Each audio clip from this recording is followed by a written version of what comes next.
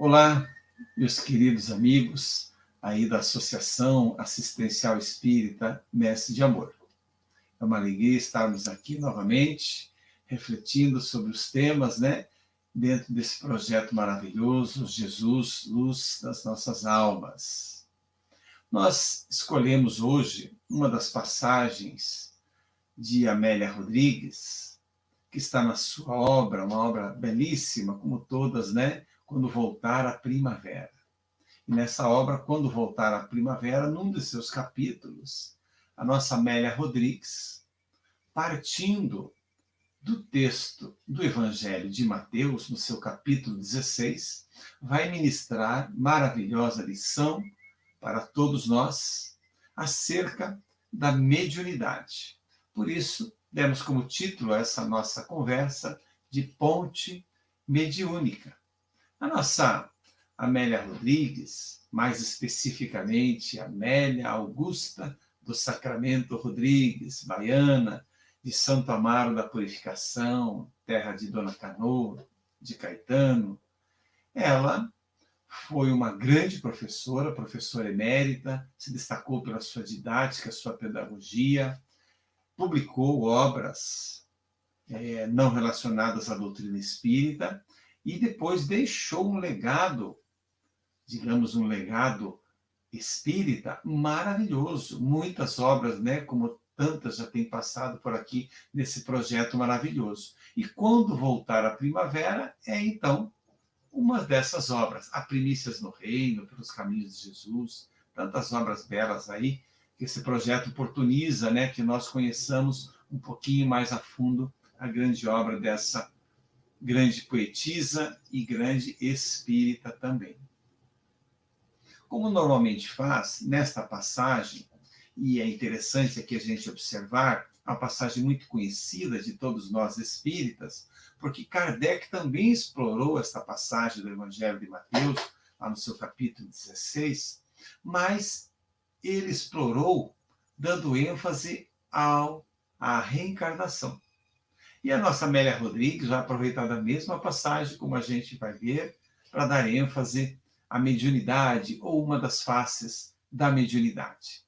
E ela começa, então, esse seu ensinamento fazendo uma contextualização daqueles tempos em que Jesus esteve aqui conosco. Diz ela que são aqueles os dias da esperança, das festas da alma. Eram, porém, homens algo confusos. Amavam a luz e temiam-na, fugindo para as torpes querelas, as mesquinhas disputas, os debates infantis. Então podemos imaginar há 2000 anos, quando Jesus esteve aqui encarnado entre nós, quanta luz ele trouxe. Por onde passava, que psicosfera o acompanhava, como ficava o semblante, o ânimo em torno dele. Mas mesmo assim, com toda a força de um espírito puro, governador do planeta Terra, ainda os homens ficavam algo confusos, temerosos. E ainda hoje é assim, 2000 anos depois. Quantas vezes ainda pairamos diante de questões e não temos ainda a confiança, a força e a fé necessárias para nos entregarmos plenamente aos ensinamentos do Cristo. Ainda titubeamos em alguns momentos de perdoar, em alguns momentos de sermos mais indulgentes. Por isso, Amélia Rodrigues trata dessa contextualização. É como a pessoa que está muito tempo no escuro, de repente uma luz forte, a luz ofusca. E ela tem instintivamente a reação de fechar os olhos.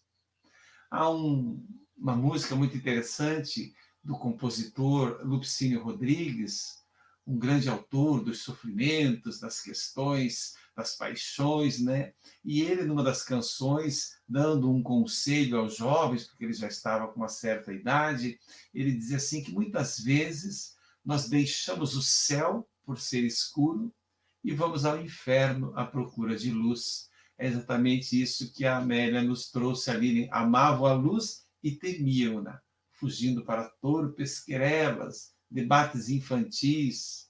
Nós estamos caminhando, né? É um grande processo, é uma longa jornada, mas estamos, com certeza, avançando. Feita essa contextualização, então ela traz para nós uma conversa de Jesus com os discípulos em Cesareia de Filipe. Jesus chama os discípulos e faz aquela pergunta essencial, que todos nós espíritas já conhecemos muito bem, quando ele diz assim, né, se dirigindo aos discípulos: quem dizem os homens ser o filho do homem? E aqui é interessante, né, nós pararmos já um pouquinho na própria pergunta, porque quando Jesus se dirige aos discípulos, nesse primeiro momento, ele não está perguntando o que eles, os discípulos, veem, como eles entendem o próprio Cristo.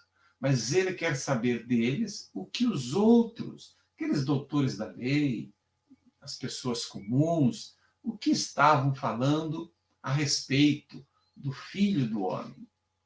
E é interessante a gente observar também que essa expressão, o Filho do Homem, de onde ela vem? O que quer dizer o Filho do Homem? Porque é Jesus que a usa.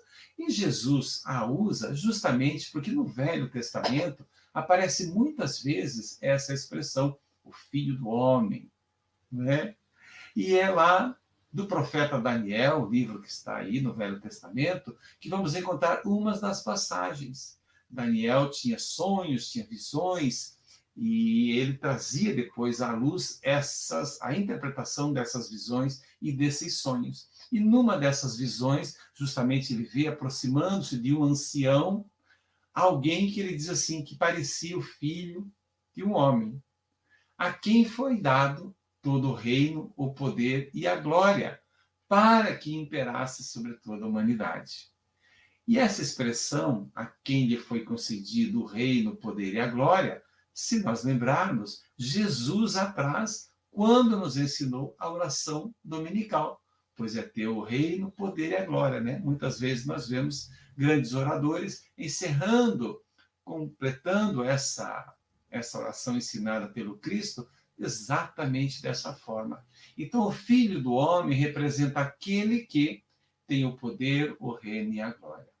Ainda mal interpretada na questão e nos tempos do Velho Testamento. É o Cristo que vem ensinar a melhor interpretação, então, do Filho do Homem. Não alguém que viria com um poder, com um exército, com espadas, subjugar outros povos, como muitos pensaram, né? Muito tempo os judeus pensaram assim, era o Messias. Mas não. O Filho do Homem é nesse sentido, desse espírito puro, absolutamente desenvolvido, que veio nos mostrar o caminho para também vencermos as agruras e as dificuldades na jornada rumo à iluminação. Mas voltando ao texto, então Jesus pergunta aos discípulos o que o povo estava dizendo, quem eles achavam que era Jesus. Se eles achavam que era ele o Filho do Homem. E os discípulos respondem: dizem uns que tu és João Batista, outros Elias e outros Jeremias, ou um dos profetas. É essa passagem que Kardec vai explorar no nosso Evangelho, no capítulo 4, ninguém poderá ver o reino de Deus se não nascer de novo. Vai explorar, então, a reencarnação. E por que vai explorar? Porque se o povo, no seio daquele povo, havia esse pensamento de que Jesus poderia ser Elias, por exemplo, que é século V antes de Jesus, Jeremias, século IX antes de Jesus, então está se falando da reencarnação. Muito bem. Mas aí Jesus vai continuar o diálogo e agora ele vai se dirigir especificamente a um dos discípulos e quer saber desse discípulo o que ele pensa. Então Jesus olha para Pedro e diz: e vós, Simão, quem dizeis que eu sou? E nós sabemos, né, que nesse momento Pedro diz: és o Cristo, Filho de Deus. Jesus, maravilhado com a resposta e observando muito além da zona física, vai dizer: bem-aventurado és, Simão Barjonas, porque não foi a carne ou o sangue quem te revelou, mas meu Pai que estás nos céus. E quando Jesus diz que não foi a carne ou o sangue que revelou, mas o Pai que está no céu, ele está então trazendo essa questão da influência que estamos submetidos, da possibilidade do intercâmbio entre dois planos, o plano espiritual e o plano material. Amélia Rodrigues dirá então que nasce nesse momento a Igreja da Revelação Espiritual. Estão autorizados os intercâmbios. Os dois mundos confraternizam em abundância a partir deste momento. Estão autorizados os intercâmbios entre encarnados e desencarnados. Prosseguindo com o Evangelho de Mateus, revela então o evangelista que Jesus, a partir desse momento, começa a falar com os discípulos sobre o que ocorreria mais adiante com ele. Que ele passaria por grande sofrimento, que ele iria para Jerusalém, que ele cairia nas mãos dos líderes religiosos, que ele seria morto e ressuscitaria no terceiro dia. Jesus já havia pregado o Sermão do Monte, já tinha trazido todas as boas-aventuranças, operado várias curas e várias interferências em questões de obsessões. Então, os discípulos ouvem esse relato de que ele sofreria nas mãos de pessoas mais ignóbeis, ignorantes, muito inferiores a toda a possibilidade dele, e ficam perplexos. Mas é Pedro que mais vai se exaltar. Pedro, então, chama Jesus à parte e, de uma certa maneira, até o repreende, faz uma admoestação para o Cristo, conforme narra Mateus. Diz a ele: não, jamais, Senhor, jamais, isso nunca que acontecerá. Você está muito além dessa gente, dessas pessoas. Essa é a passagem. Nesse momento, Cristo, então, vendo que Pedro está sob a influência de espíritos inferiores que buscam induzir a vaidade, a arrogância, ele vai expressar uma frase que só a doutrina espírita poderia esclarecer. Porque se imaginamos a cena, Jesus está olhando para Pedro, muitos estão olhando para Pedro e só estão vendo Pedro. Jesus, que tinha uma visão espiritual plena o tempo todo, no estado de vigília, como espírito puro, obviamente, percebia além da zona física e percebia a influenciação a que Pedro estava submetido. Então ele olha para Pedro e diz: para trás de mim, Satanás, porque me serves de escândalo. Não está falando para Pedro.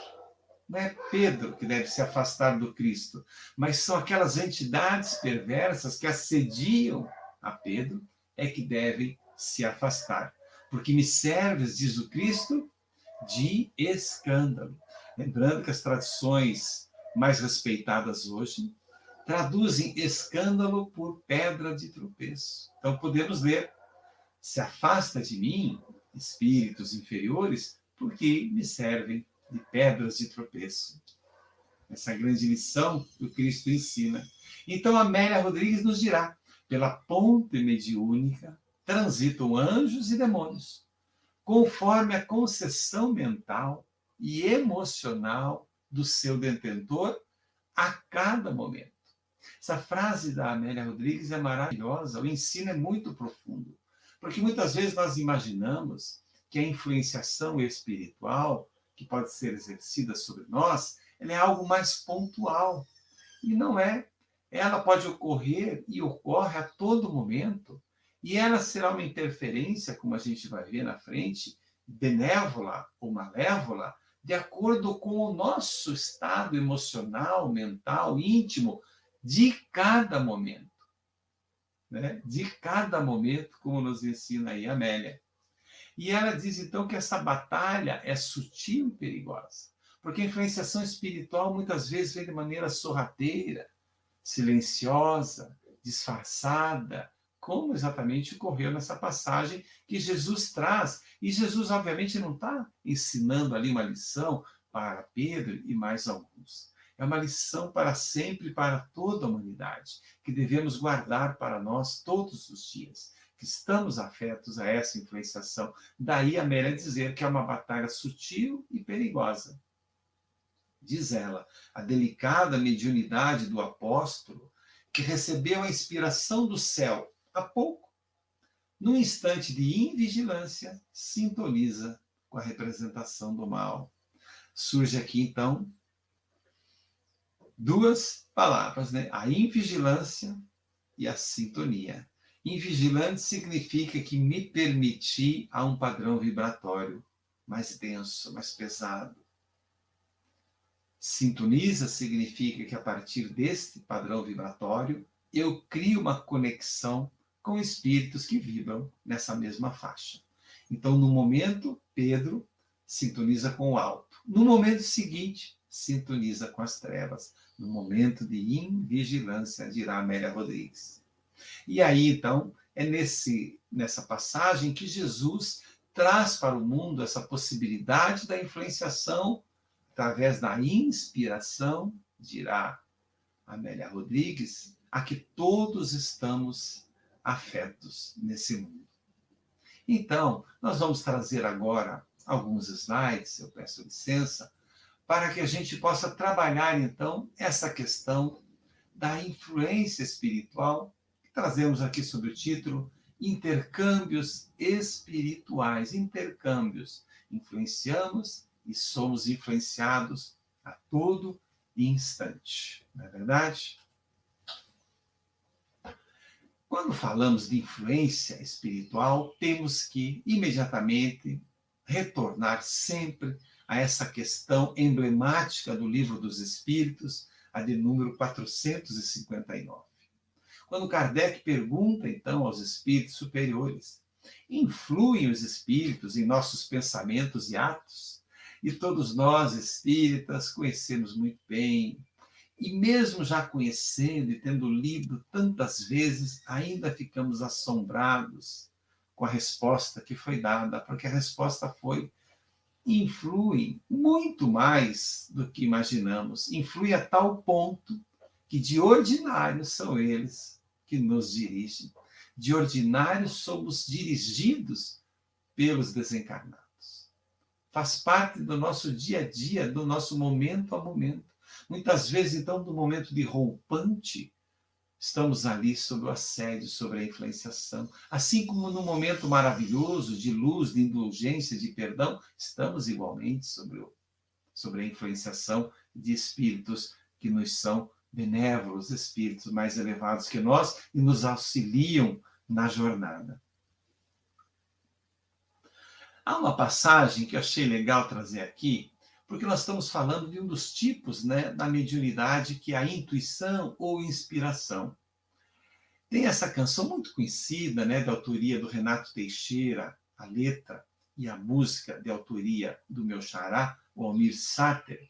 Tem essa pequena passagem para a gente lembrar dela. Cada um de nós compõe a sua história.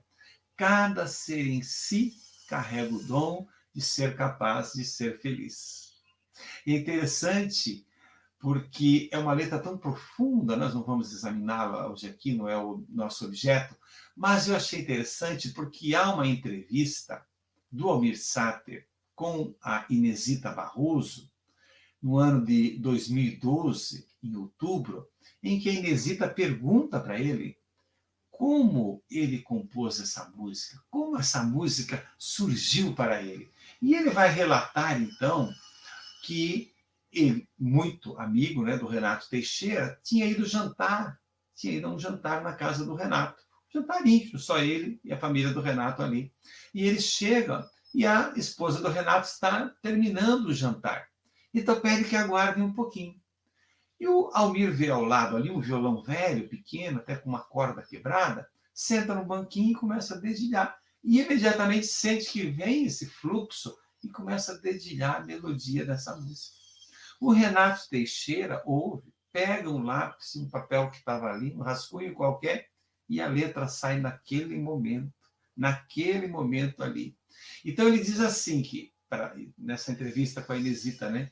Eu acho que não tem talento para fazer uma música desta em 1 ou 2 minutos. Ela foi psicografada mesmo. Então, a gente tem aqui um exemplo muito tranquilo dessa influenciação a todo instante, a qualquer instante da nossa vida. E devemos fazer uso, o bom uso dessa possibilidade. Para falarmos um pouco tecnicamente dessa questão da influenciação, nós podemos dividir esses intercâmbios em 2 grandes grupos. Há intercâmbios anímicos e há mediúnicos. Nós dizemos que o intercâmbio é anímico quando o protagonista desse intercâmbio, aquele que busca essa relação entre encarnado e desencarnado, somos nós, a própria pessoa, o encarnado. E isso é muito comum naqueles momentos em que Kardec chama de momentos de emancipação da alma. Especialmente quando estamos dormindo, né? Os laços que nos prendem, eles se afrouxam e nós nos libertamos parcialmente do corpo físico e vamos ter relações, vamos interrelacionar com desencarnados. É um típico exemplo de intercâmbio anímico. O protagonista sou eu, o encarnado. E há os ditos mediúnicos, que são muitos. E o mediúnico sempre vai ter a presença de um médium, alguém que faz essa ponte, que possibilita a ocorrência deste intercâmbio. E há muitos tipos, há muitas faces, através de muitas expressões podemos exercer essa mediunidade. Psicografia, psicofonia, psicometria, muitas outras. Aqui o tema de hoje, proposto por Amélia, nos fala da intuição ou inspiração. A rigor não são a mesma coisa. Kardec nos lembra que a intuição ela é mais contundente. O Espírito vem e nos insinua de uma forma mais intensa. A inspiração é mais leve, ela é mais sutil. Mas para os fins da nossa conversa de hoje, vamos entender como intuição e inspiração sinônimos. Né? Pedimos licença para isso.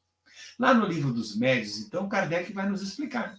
A inspiração nos vem dos espíritos que nos influenciam para o bem ou para o mal. Lembra a lição, né, de Jesus com Pedro? Para o bem ou para o mal.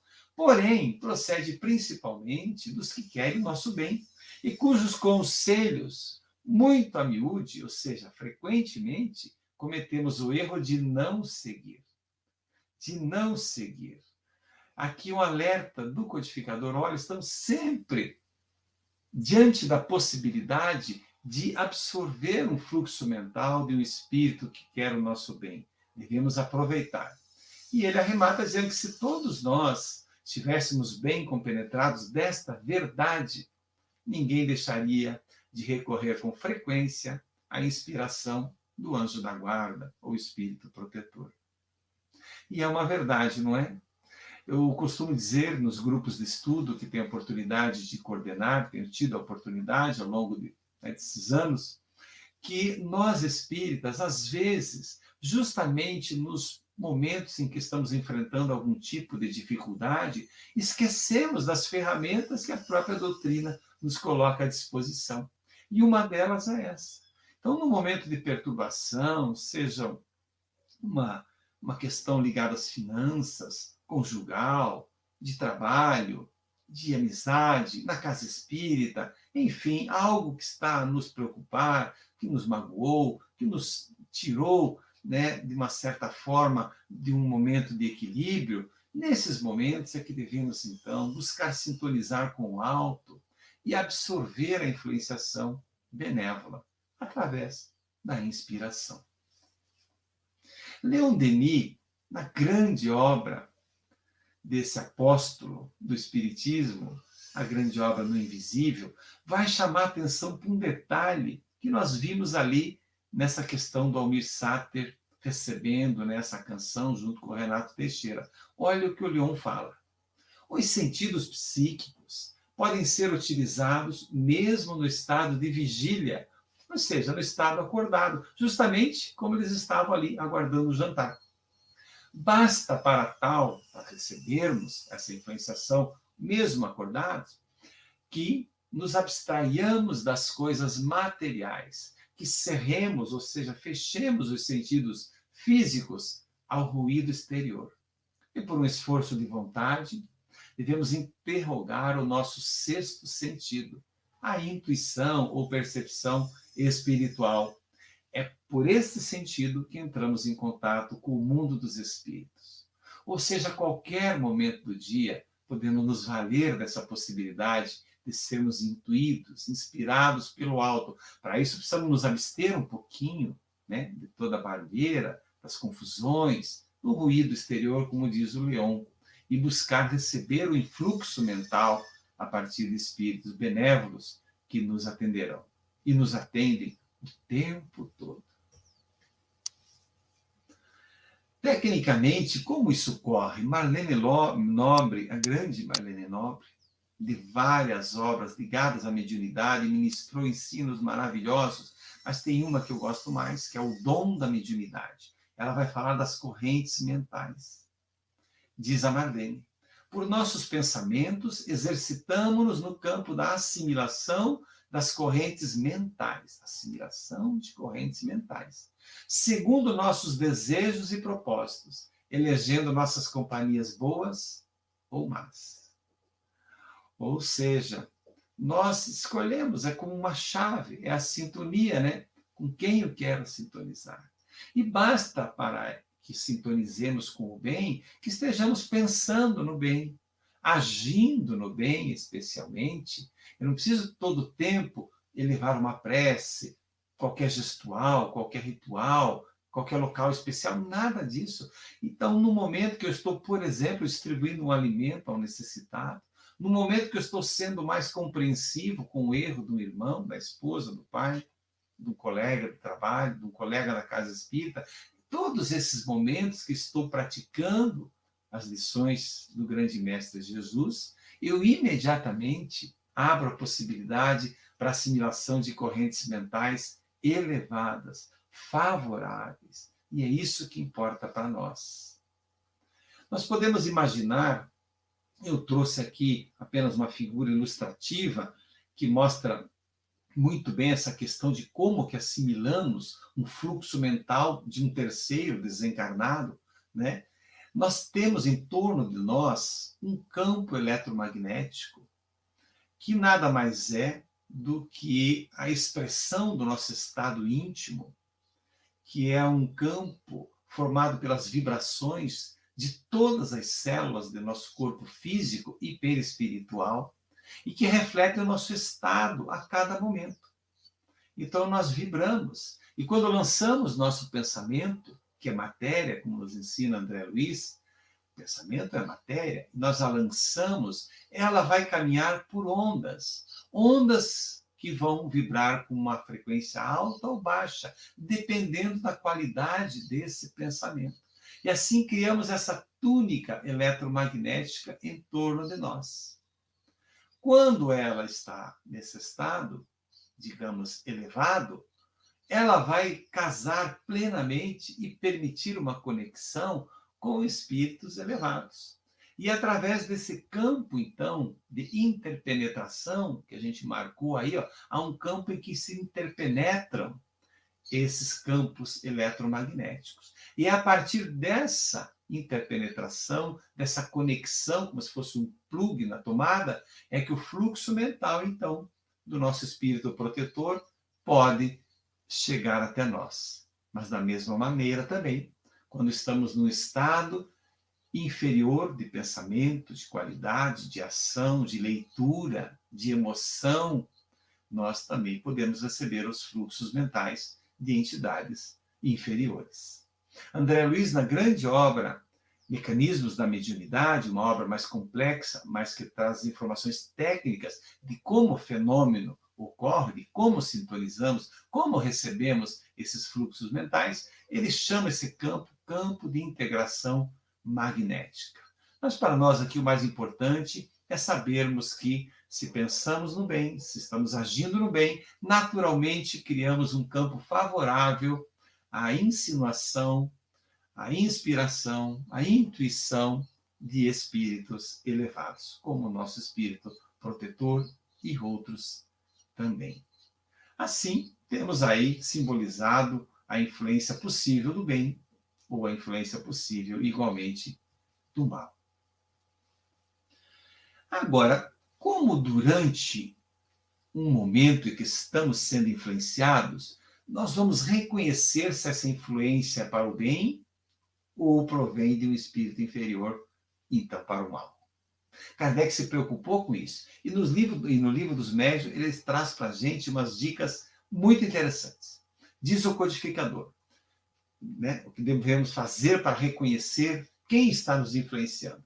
Os bons espíritos nunca ordenam, não se impõem, eles aconselham. Se não são escutados, retiram-se. Já os maus são imperiosos, dão ordens, querem ser obedecidos, não se afastam enquanto não atingem o seu intento. Os bons espíritos só prescrevem o bem. Então, se eu estou sendo intuído para qualquer coisa que seja diferente de amar, perdoar, compreender, ajudar, não é de um bom espírito que isso vem.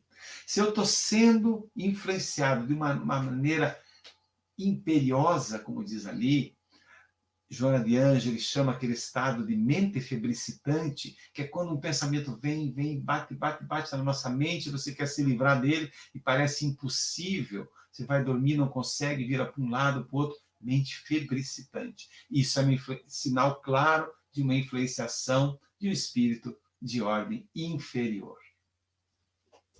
E o último ainda, né, última dica de Kardec para percebermos a qualidade da influência, né? Jamais os bons espíritos aconselham, senão que seja perfeitamente racional. Então, se eu recebo uma intuição que não me parece, não cabe bem dentro da minha razão, descarte. Vamos sempre observar, como em tudo, né, que a nossa doutrina explica, a razão. Aquilo tem que ser perfeitamente racional, possível, científico. Nada diferente disso pode provir de um bom espírito. Muito bem. Mas se percebemos que estamos diante de uma influenciação de um espírito mais atrasado, pelo cunho, né, dessa intuição, como devemos proceder? Como lidar com isso? Aí tem umas dicas muito interessantes. Primeiro, entender que aquele que está nos influenciando é um obsessor, está nos obsediando. Mas quem é o famoso obsessor? É alguém como eu, como você, como qualquer um de nós, que no momento de desalinho com o pensamento do Cristo, acaba se sentindo no direito de obter uma vingança, um desforço sobre alguém, porque entende que foi agredido no passado. Então nós colocamos ali, né? O obsessor, antes de tudo, é um sofredor, cujo sofrimento muitas vezes nós mesmos é que causamos. Nós mesmos muitas vezes causamos. Se olharmos para trás na história da nossa humanidade, a gente vai ver que é uma história de guerra, de escravização. Todos nós passamos nessas inúmeras, né, jornadas que já vivenciamos por muitas situações. E, por certo, cometemos graves equívocos. E, muitas vezes, alguém que está nos obsediando está vindo à conta de uma vingança do nosso passado. Reconhecer isso é muito importante. Por quê? Porque quando eu estou nesse momento desse assédio, dessa opressão, dessa coisa imperativa, dessa mente febricitante, é hora de eu pedir perdão ao obsessor. Poxa, mas eu não sei o que eu fiz. Não tem problema. Muito provavelmente erramos, né? Vamos pedir perdão a ele, que compreenda, que não cometa o mesmo erro que nós cometemos no passado, quando está aí a nos querer prejudicar. Então vamos orar por ele, que Deus o abençoe, que ele enxergue a luz. E principalmente vamos praticar o bem. Praticando o bem, nenhum espírito mal resiste. Mais cedo ou mais tarde, ele é levado também para essas trincheiras, para a seara do Cristo. E aí, ao invés de eliminar esse espírito obsessor, nós o convertemos em um amigo iluminado. E é interessante que nessa passagem de Mateus que estamos examinando, Jesus, então, depois dessa frase severa com que afasta a entidade que influenciava Pedro, ele vai trazer um ensinamento maravilhoso. O núcleo do ensinamento, do pensamento do Cristo. Ele vai dizer assim: se alguém quiser acompanhar-me, negue a si mesmo, tome a sua cruz e siga-me. Quanta coisa aqui. Negar a si. O que é negar a si? Negar a si mesmo. O que é tomar a cruz? E o que é, então, seguir o Cristo? Negar a si é abrir mão de si. É abrir mão do nosso egoísmo. É deixar para o outro a oportunidade, mesmo quando ela nos pertencia. É fazer pelo outro o que não faríamos sequer a nós mesmos. É a renúncia. Nada mais é do que a renúncia. E quando Cristo fala, então, acompanhar-me, ele quer dizer seguir os mesmos passos que eu segui, rumo à luz que eu alcancei. Então, eu vou retornar aqui para essa nossa presença mais inteira na tela, para podermos refletir sobre esse ensinamento final. Né? Negar a si é negar ao egoísmo, é abrir mão nas pequenas coisas de algo que até teríamos direito, mas abrir mão em favor do outro. Tomar a sua cruz. Quando Cristo nos fala tomar a sua cruz, esse nosso passado. Não podemos deixar de reconhecer que muitos equívocos já foram cometidos e ainda cometemos.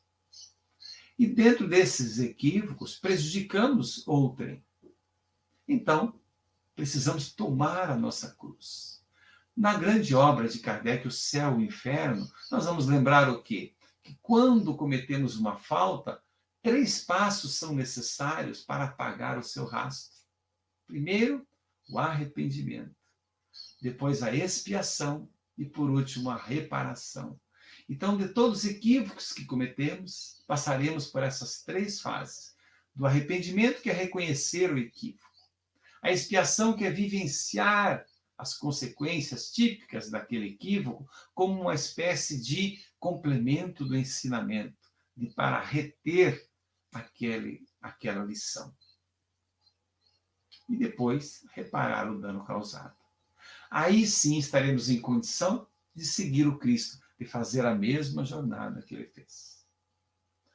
Muito bem, meus queridos amigos, nós ficamos por aqui, então, com essa mensagem de Jesus, desejando a todos vocês muita paz no coração e que possamos, né, a partir desses ensinamentos que trouxemos à luz nessa conversa que tivemos, possamos nos valer mais dessa intuição, dessa inspiração, e que ela provenha sempre dos espíritos elevados, e que, para tanto, façamos aquela outra ensinamento belíssimo do Cristo, né, que é vigiai e orai. Um abraço a todos.